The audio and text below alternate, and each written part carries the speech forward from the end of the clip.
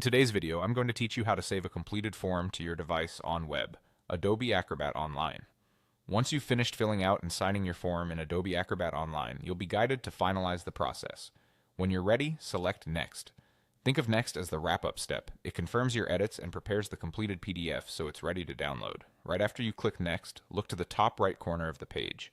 A download button will appear there, indicating the file is ready for you to save. Go ahead and click Download. The moment you do, your browser will save the PDF directly to its default Downloads folder. This is the standard behavior across modern browsers, so there's nothing extra you need to configure here. On most computers, that folder is simply called Downloads, and your file will land there automatically. If you've downloaded the same form before, your browser may add a number to the file name to keep versions separate. That's normal and simply prevents overwriting an existing copy. If you want to be sure the download completed, take a quick glance at your browser's download indicator or recent downloads list. You should see the file appear almost immediately. From there, you'll have a local copy on your device that you can open, print, or share as needed, even when you're offline. It's a reliable, one-click way to make sure your signed document is saved where you can reach it quickly.